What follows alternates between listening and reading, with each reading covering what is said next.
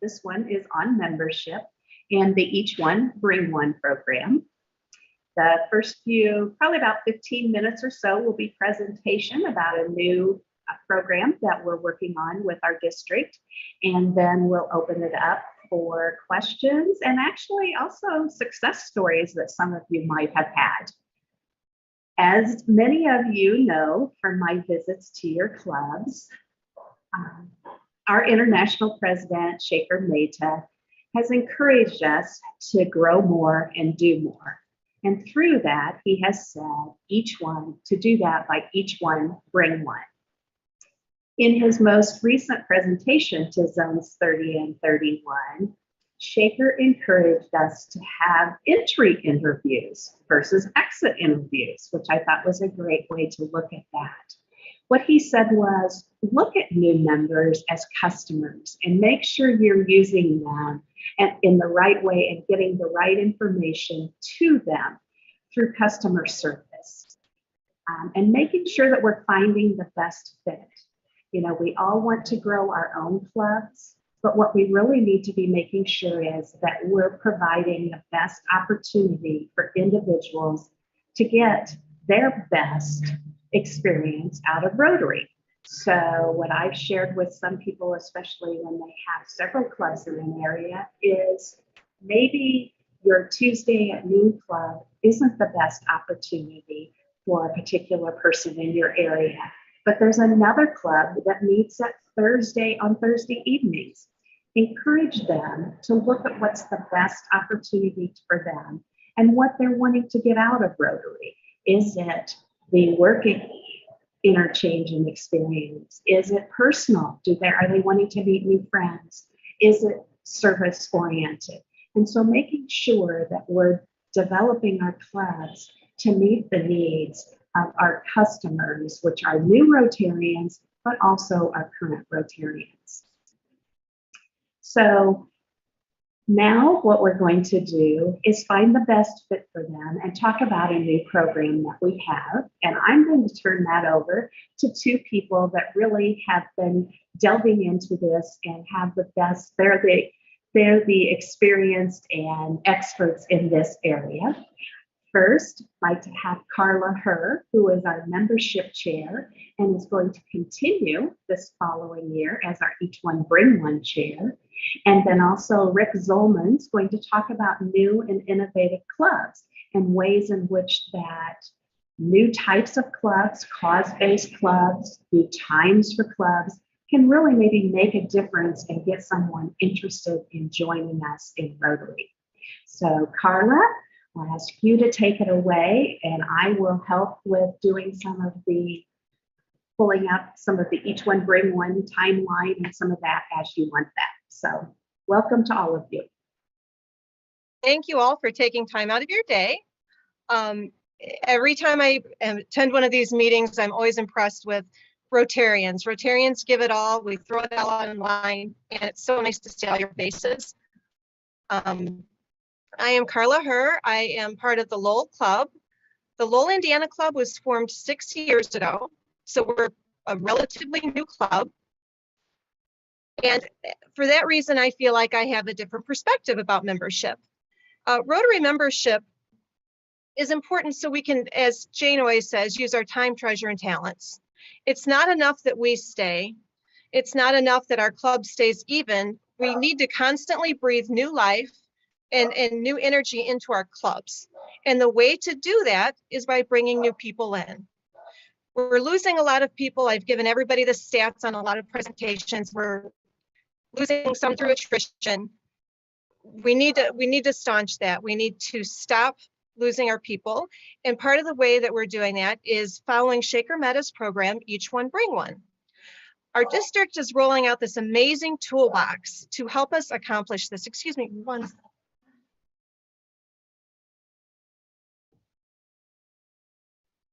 To help us accomplish these goals.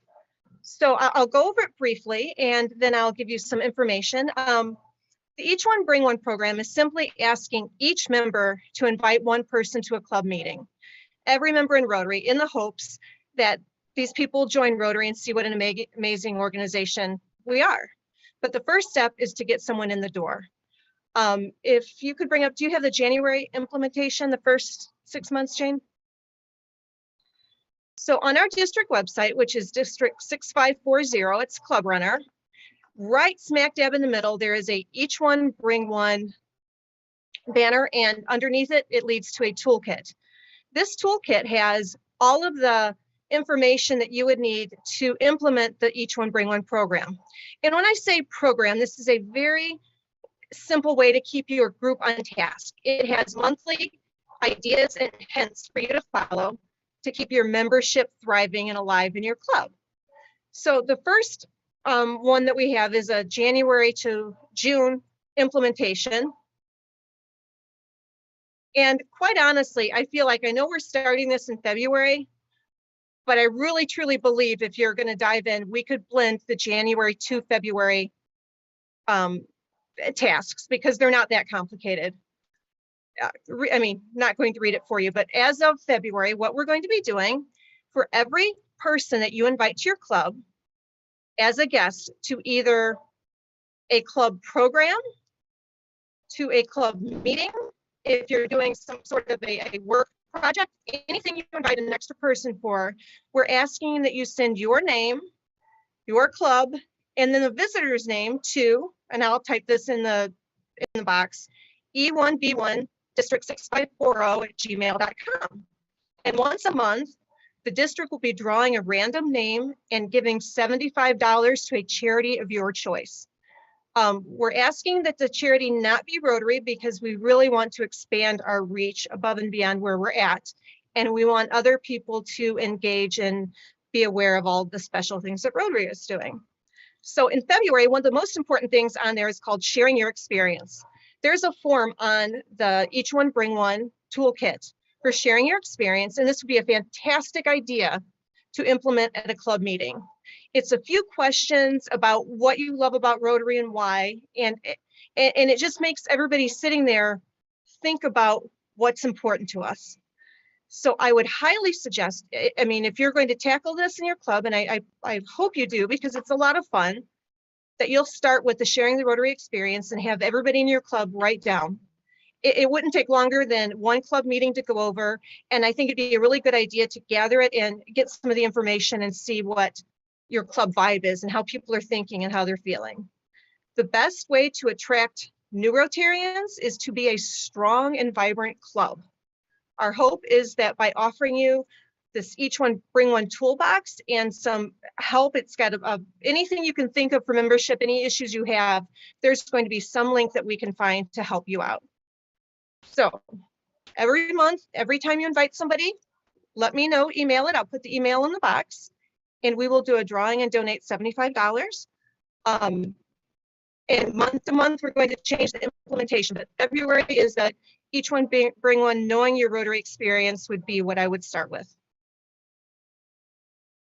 Did I cover all my bases, Jane? Do I need to fill in any gaps?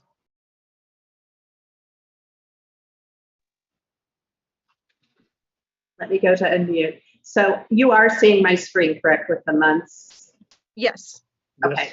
So, and then a large part of this then as we go through is just kind of reminding members to do it, implementing a guest follow-up plan. So once you've invited people, then making sure that it's not just a one and done, that you're following up with them and actually inviting them to become a member.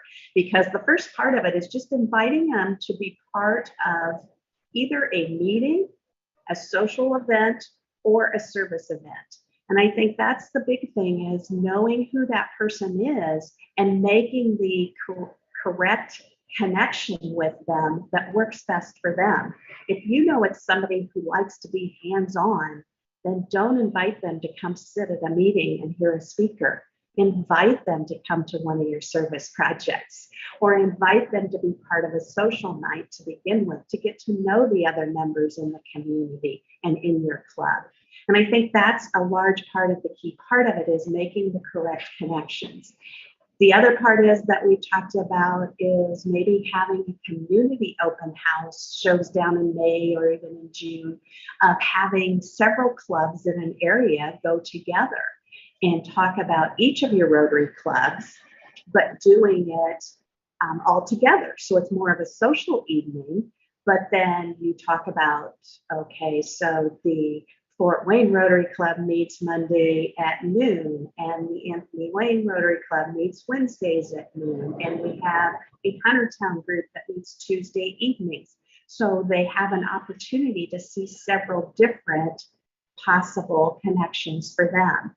And so I think that's another part of it as we go through the months, but it's all on our website, very easy to just click down through.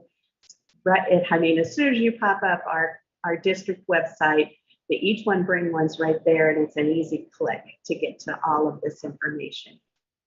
We also have in there, we have external thoughts as far as things that you can share, and internal tips of things that you can talk to your club members about. So I think that's a huge aspect. There's a couple of different public relations, like things you can put on social media to really kind of start to invite people to connect with you and come to find out more about your Rotary Club. Anything else, Carla? Yes, I mean, there's so many amazing, I mean, you could spend hours clicking through that. I guess we're probably the only ones that do that. But something that really struck me is having a template for new, or a pamphlet for new members, new guests, with information about when your club meets, what your club does, your philosophy, and also who they can reach out to if they've got questions. A lot of times we invite these people, they stay one meeting, and like Jane said, there's no follow-up and that's it. A nice little pamphlet, informational pamphlet with even who all of the members are, because sometimes all of the members aren't there in one night, but a list of the members and just who can I talk to or reach out to or contact if I have more questions or I'd like more information. So I thought that was a fantastic idea. I'm working on that for our own club because we're really good at inviting people and not so great on the follow-up. So I'm hoping the more information we can provide, people will take the reins and contact us also. So a lot of information. And if you have any questions or problems or complaints even, email me or give me a call, please. Thanks, Carla. Before we go into questions and answers and give people opportunity to share other ideas, I'd like for Rick Solman to share a little bit about new and innovative clubs and some of the things that we're doing with that in our district. Rick? Thanks, Jane. I appreciate it. Thanks, everybody, for joining us. I am the New and Innovative Clubs Chair. I am a member of the Rotary Club of Fort Wayne. I've been involved in Rotary since 2014, helped start the Summit City South Club in 2015, and currently I'm working with Huntertown as they are a satellite club of the Anthony Wayne Club. We have 14 members working toward that goal of 20. It's an interesting club from the standpoint of, since June, they've probably done 8 service projects. One of those was actually taking a van full of supplies down to the Mayfield, Kentucky area. So they are an active and thriving satellite club. I'm really pleased with where they are from the standpoint of number of members and the types of things that they're doing. So those are things that can happen as in your clubs as well. With the new clubs, there are several different clubs that you can, or types of clubs that you can start. One would be a cause-based club, which would be something where, let's say that everybody wants to be in a book club. Then if you're an avid book reader, we could actually start a book club where your meetings revolve around book reviews and reading those. You can, that passion can be anything. It can be pets. It can be traveling. I know that Jane mentioned one on a couple of weeks ago about a group that just travels. That is a travel club. There are veterans clubs. There are there's a club that is striving to end sex trafficking. So there are different things from a cause-based club that we can do. There are also things from a district area that we can do, like a passport club or as a part of an e-club that would be possibly focused on the environment. Those things are relatively, and it wouldn't be specifically tied to a geographic location. It would be district-wide. And so all of these things are opportunities for us to start new clubs. Where we really need help is champions. We need someone who will step up and say, hey, I will help lead the charge to start this new club, whether it's Passport or whether it's a cause-based club. And then I think the other thing that we need to do is just kind of take a look at, we all have members resign. And if you look at the numbers, Rotary draws in X number of people a year, but X number of people leave, and it's kind of balancing out. But I think as a member puts in their resignation, I think it's an opportunity for us as Rotary members and as club members to look at that as an opportunity to grow our club potentially, and then also grow Rotary on a larger aspect. Jane mentioned a lot of times that people resign because their work schedule changes or they can't be at a meeting on Monday or Tuesday afternoon. Is there a club in the area that meets on a Tuesday night? Or would that person be willing to start a satellite club? If they start a satellite club of your club that just meets at a different time, those individuals will count toward your club total from a membership standpoint. So I think that's an opportunity not only to grow Rotary, it's potential to grow your club's membership, and then also grow the district. So that's kind of my take on new clubs, and I would be happy to answer any questions or follow up with anybody who has an idea that would like to move forward. Thanks, Rick. I think one of the things too that Rick just mentioned that I think is a good thing for clubs to consider is we do have a lot of alumni members of Rotary, people that have left over the years. Some of them probably we're not going to be able to bring them back, but we just had an opportunity recently where there was a young man who had to leave a Rotary club because it did not fit with his work schedule anymore. And he is now going to be joining a different Rotary club in the area because it fits with his schedule and he wants to be involved, and he actually wants to be involved with some of our district programs. So don't count out those people that maybe were members 5 or 10 years ago, that maybe things have changed in their life. Invite them to come back. Most of us have more flexible schedules now. If they left because they couldn't meet attendance requirements, we don't have those anymore. A lot of clubs aren't meeting 4 times a month. They're only meeting 2 to 3 times a month. So there's opportunities there where maybe they felt like they couldn't come for 4 times, but they could get there for 2 or 3 meetings a month. I always try and really encourage clubs to continue to have at least 3 connections during a month. If you're only meeting as a meeting twice, then include one of those times to be either a social event or a service project at a different time than your normal club meeting, so that you give people some opportunities to connect with your clubs in ways that are outside of the normal meeting time.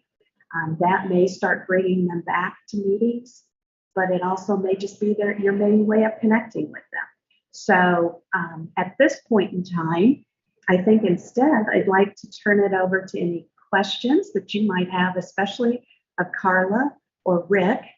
And then also if any of you have any great things that have happened in your club as far as bringing members in, we'd love to hear them, because there's always, that's the whole thing. Why reinvent the wheel? Let's help each other grow by using those things that have worked well in clubs.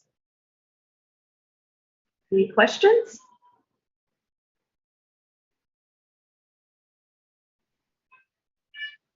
Silent treatment. Jane, I have a comment. Floyd. Certainly, Floyd. Appreciate it.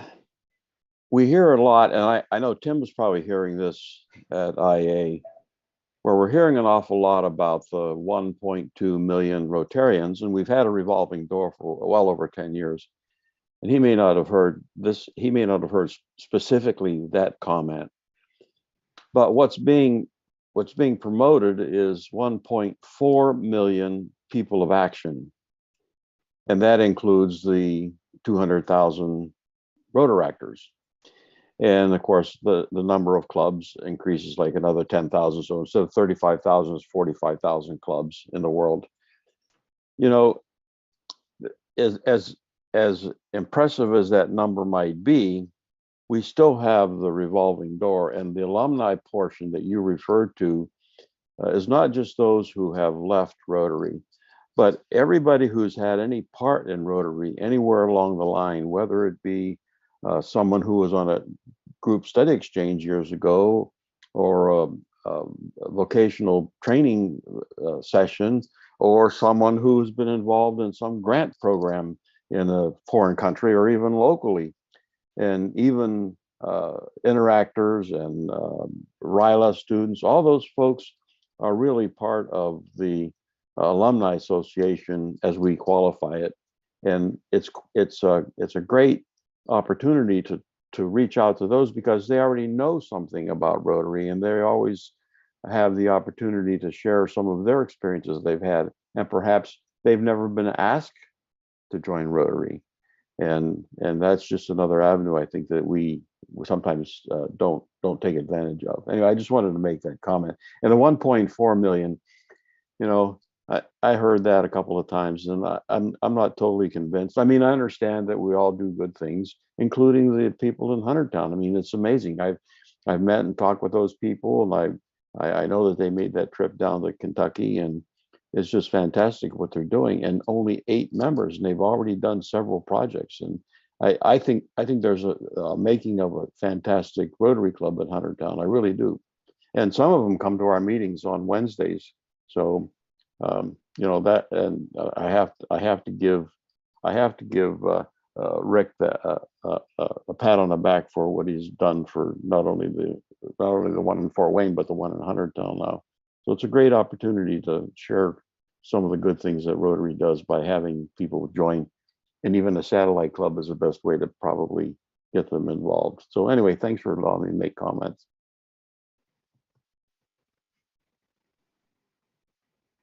Any other comments, questions?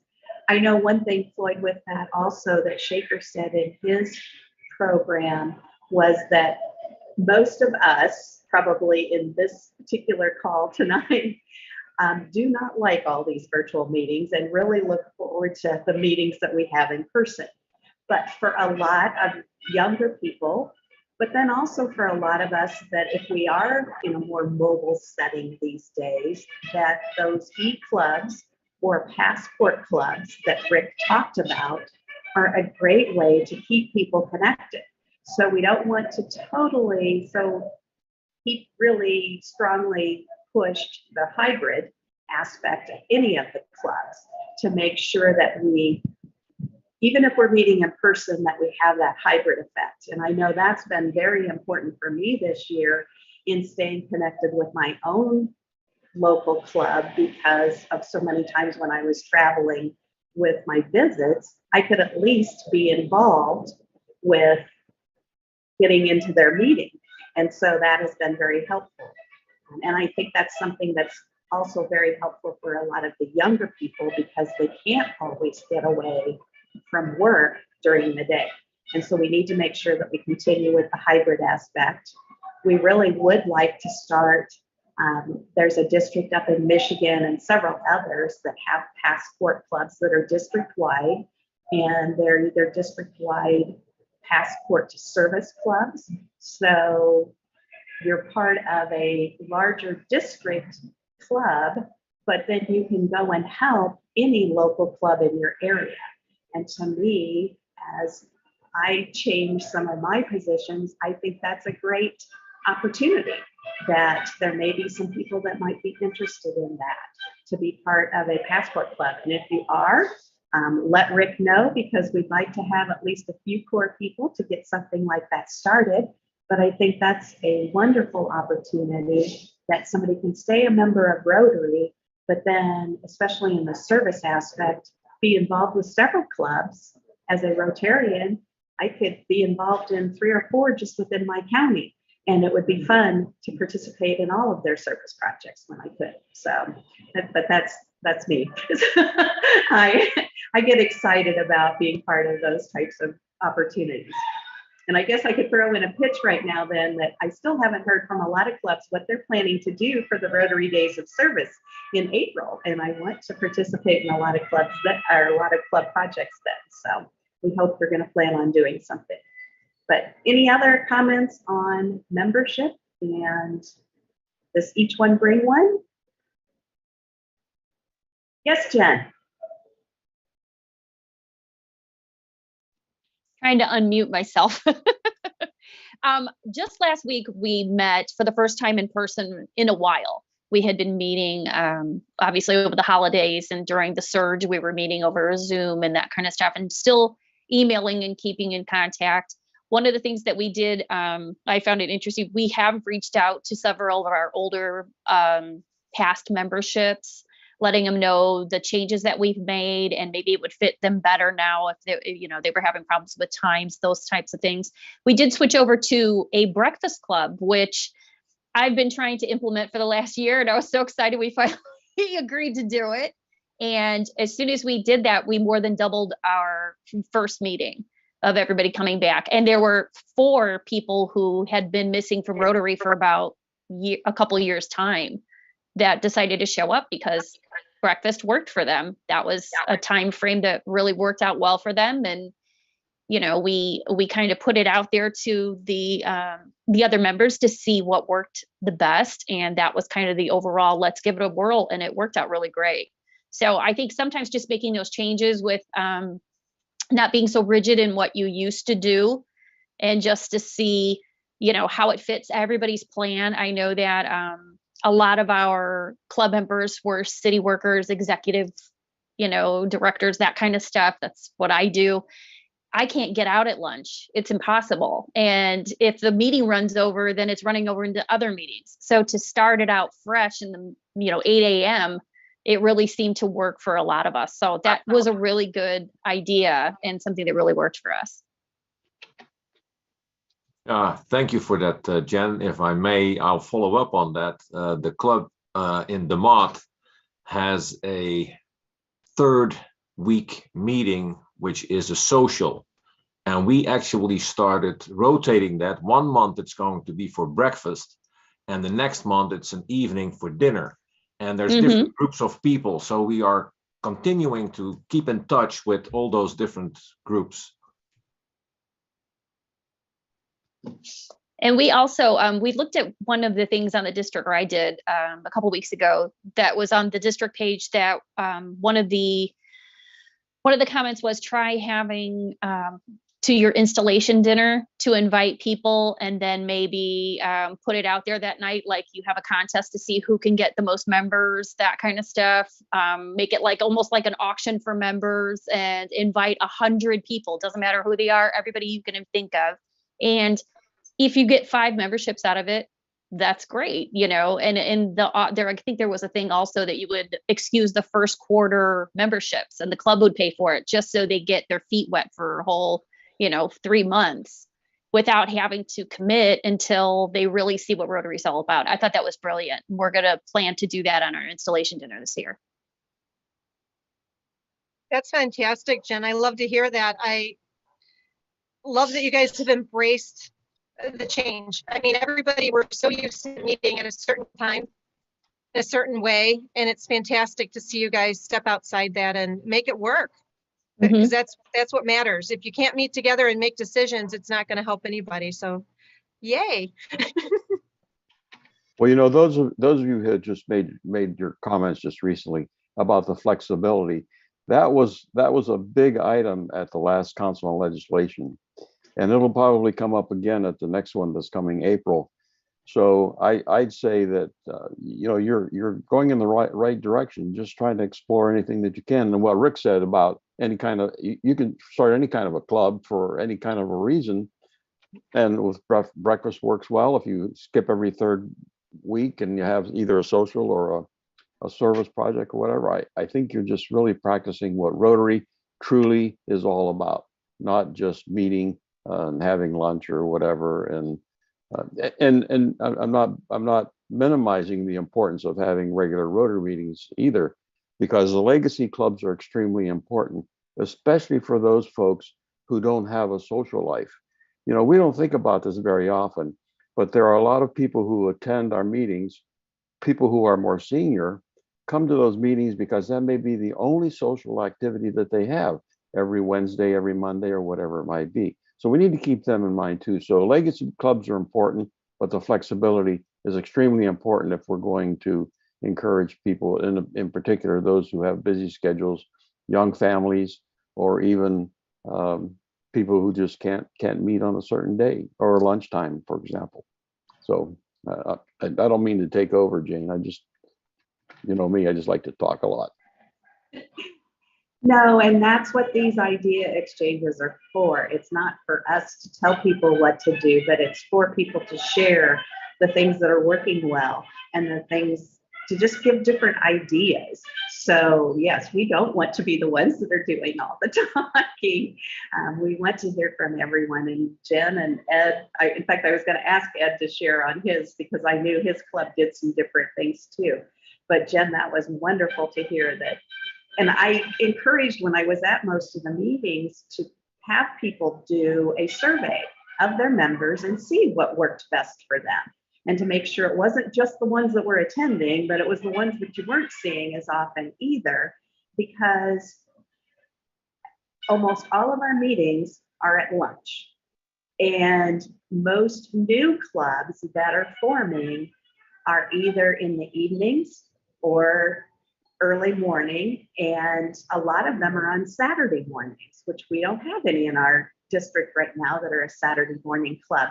But so it's those things of think outside the box and think of different ways and opportunities that work best for your current members. Like Floyd said, we certainly don't want to totally eliminate what Rotary has meant to people for many years, and that's their connection with others. But opening up opportunities to invite and have others participate.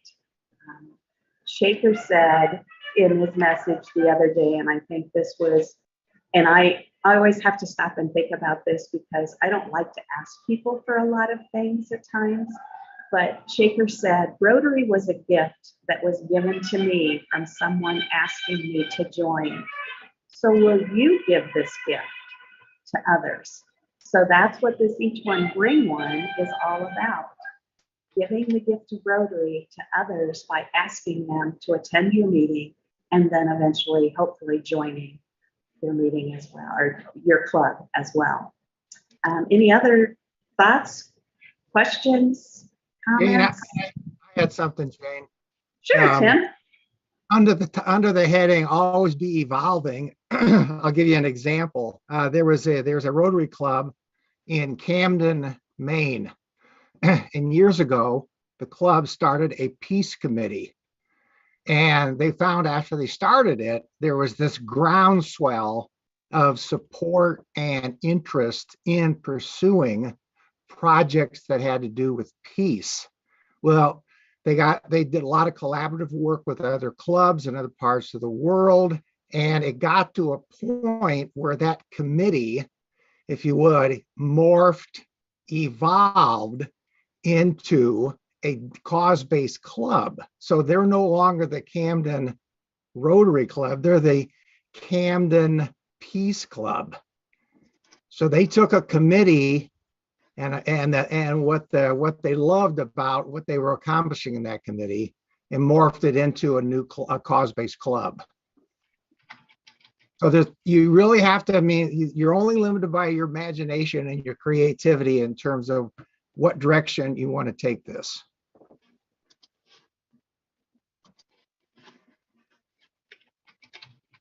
Any other comments, questions, please?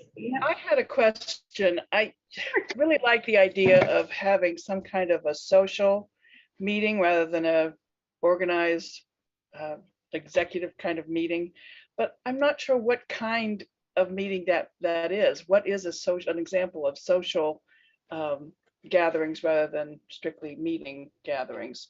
Our club is very, very limited in the social aspects.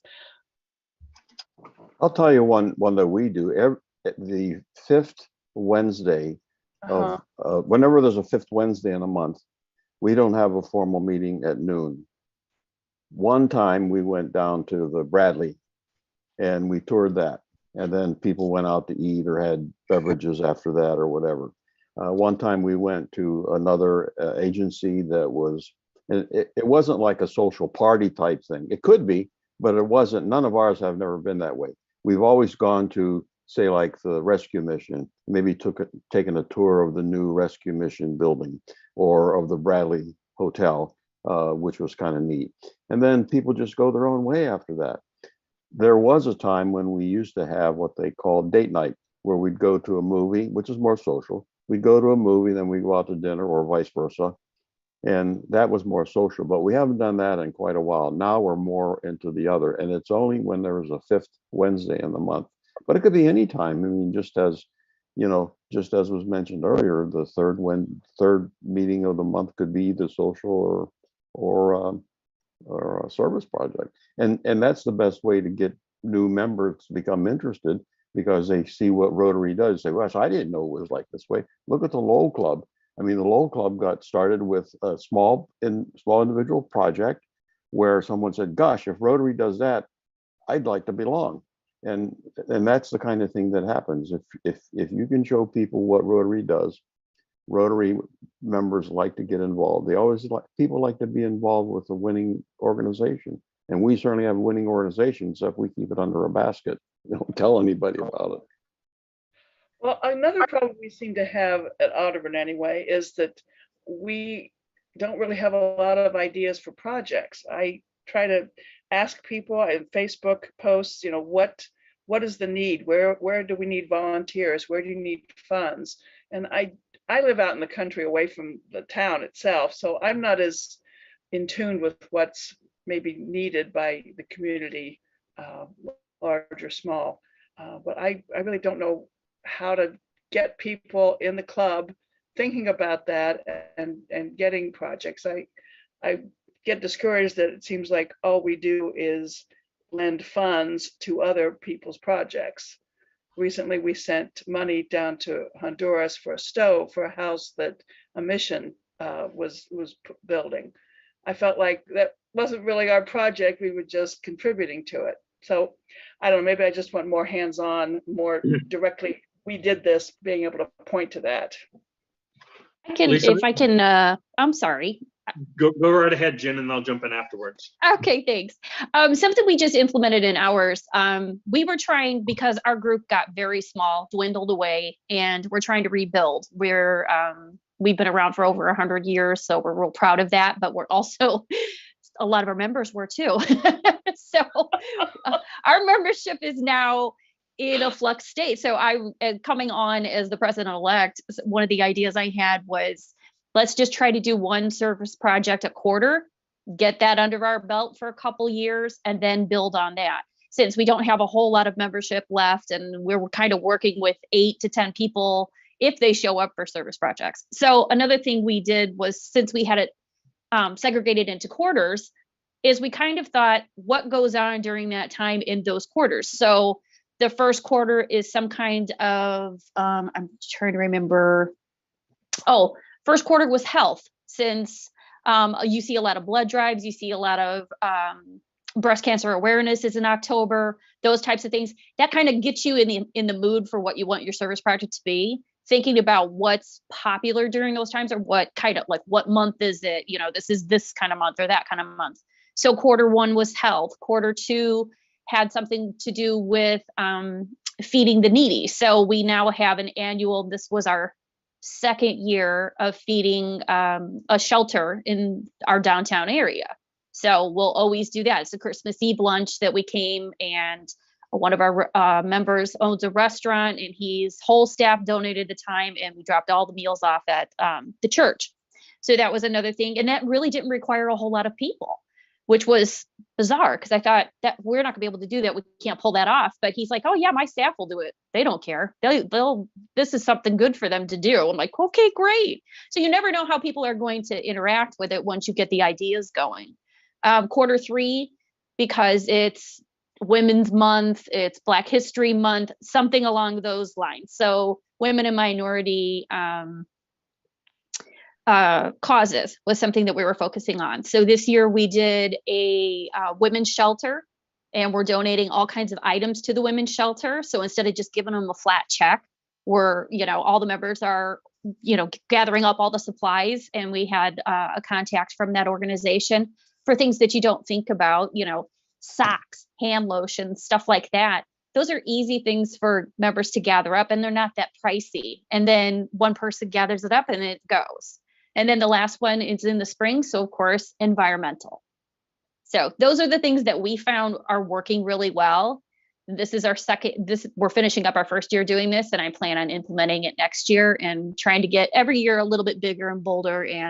But as long as you have like a category to focus on, I find it's easier. I think that would be very helpful to have an overarching theme to each project, each part of the month, of the year rather.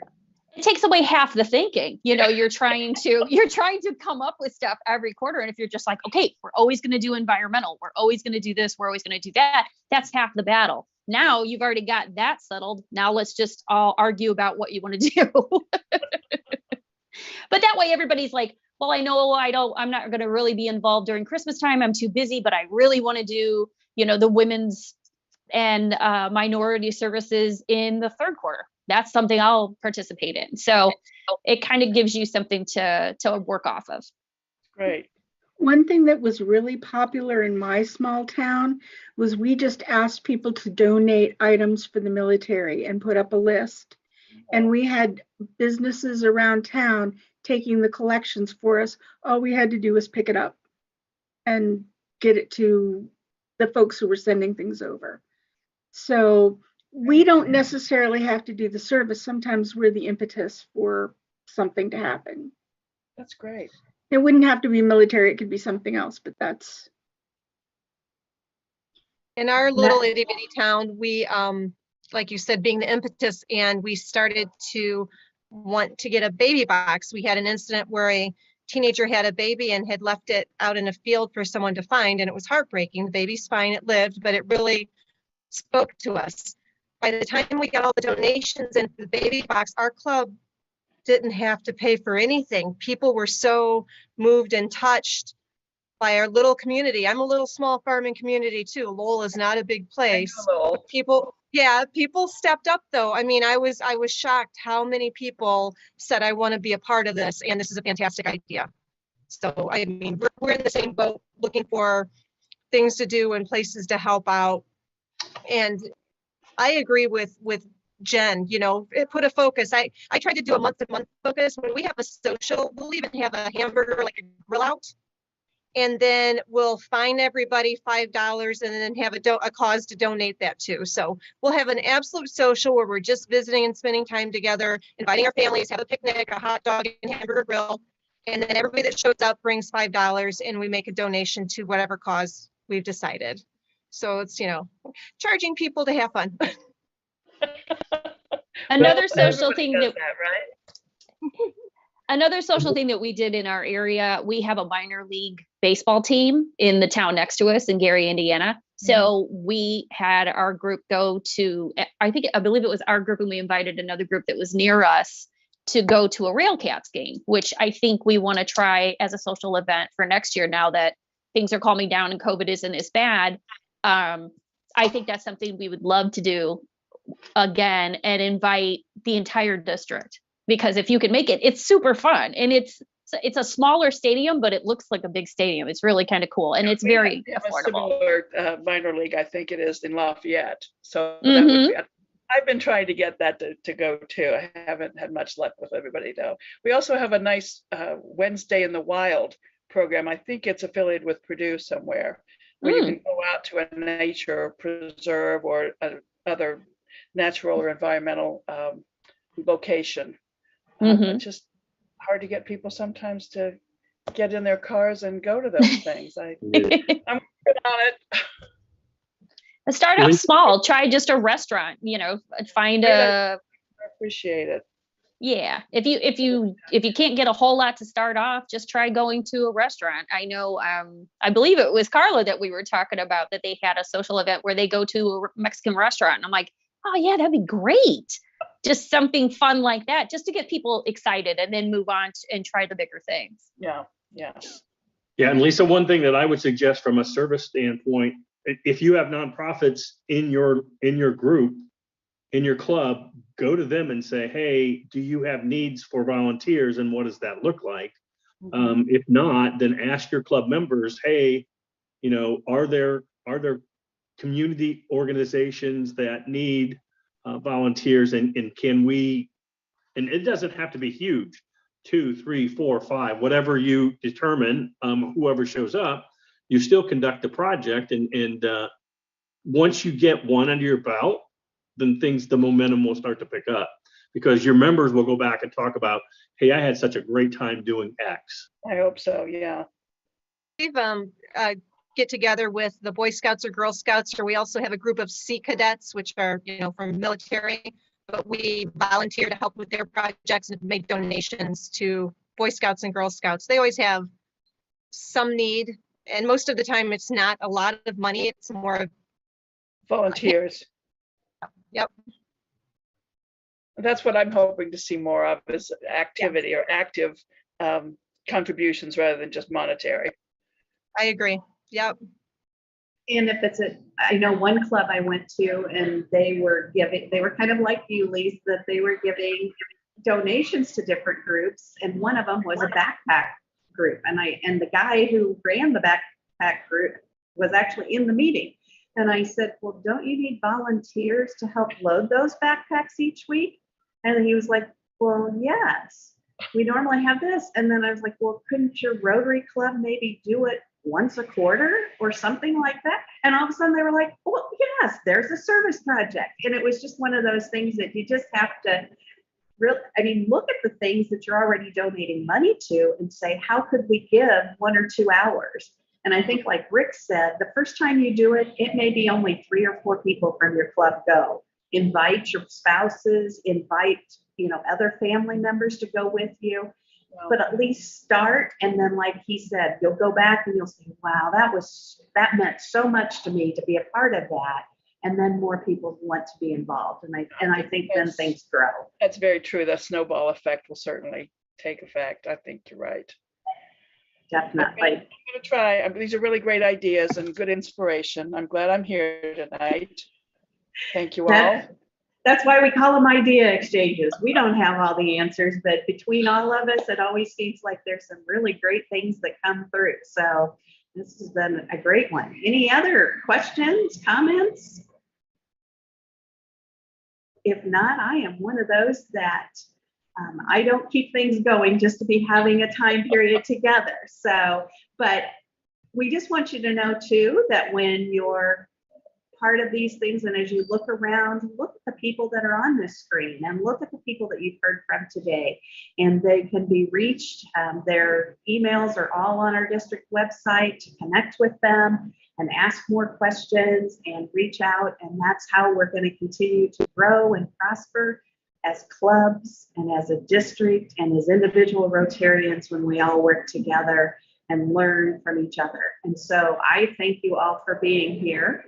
I don't know if Chris is still on and if he wants to do the wheel, or if we'll just be doing a number for who's the winner of our $75. But to start out this, I think we're down to a few groups.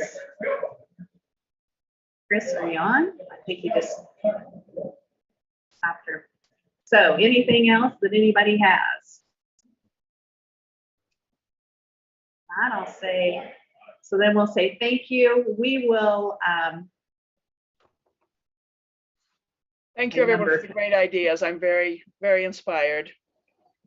Thank you very much for being here, to all of you for being here, and for all of the ideas and responses, and just keep our district moving forward.